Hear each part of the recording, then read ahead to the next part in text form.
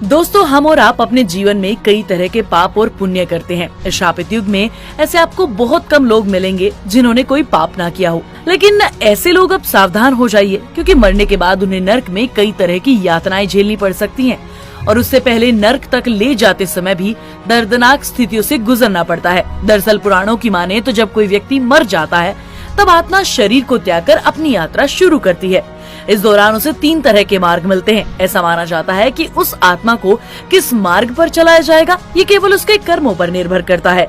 अब आप सोच रहे होंगे कि आखिर वो 3 मार्ग कौन से होते हैं। बता दें, ये 3 मार्ग अर्ची मार्ग, धूम मार्ग और उत्पत्ति और विनाश मार्ग है।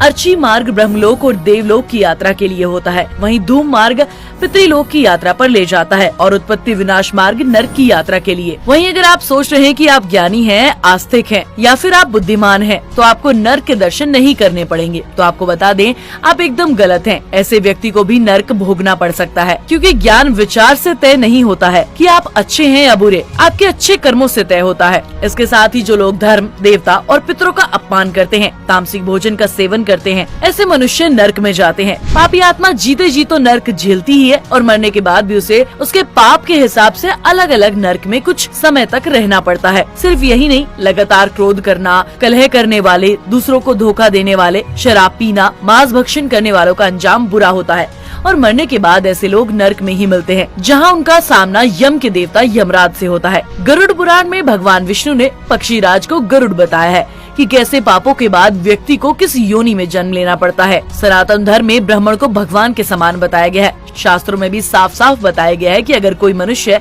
जानकर या भूलकर किसी ब्राह्मण की हत्या कर देता है तो उसे ब्रह्म हत्या का पाप लगता है और ये महापाप माना जाता है। ऐसे काम में साथ देने वाले मनुष्य को भी कुंभी पाक नाम के नरक की यातना सहनी पड़ती है। गरुड़ पुराण कांड के अध्याय 2 में बड़े विस्तार से बताया गया है कि जो पापी ब्राह्मण जैसे पूजनीय लोगों की हत्या करते हैं, उन्हें मृग, शूकर और ऊंट की योनि में जन्म लेना पड़ता है। भूख लगने पर भोजन की चोरी करना साधारण पाप है। मन भटकने पर कोई वस्तु चोरी कर ली, चोरी तो पाप है, पर वो एक साधारण पाप है। लेकिन सोने की चोरी को बहुत बड़ा पाप बताया गया है। चोरी करने वाले मनुष्य या ऐसा काम करने वालों का साथ देने वालों को तमिस्र नामक नरक में दुख भोगना पड़ता है। वहीं उसे कीड़े मकोड़ों की योनि में जगह मिलती है। वहीं घर का सामान चुराने वाले गिद्ध की योनि में और दूसरों का पैसा लूटने वाला अपस्मार रोग से ग्रस्त होता है। वहीं जो व्यक्ति अपनी धर्म पत्नी को छोड़ देता है, वो अगले जन्म में गंडमाल नाम के रोग से पीड़ित रहता है। जो स्त्री के बल पर दुनिया में जी रहा होता है, वह दूसरे जन्म में लंगड़ा पैदा होता है। गरुड़ पुराण के अनुसार दूसरे की पत्नी से प्रेम बनाने वाले व्यक्ति को घोर नरक में जगह मिलती है। फिर वहाँ से उसे भेड़िया,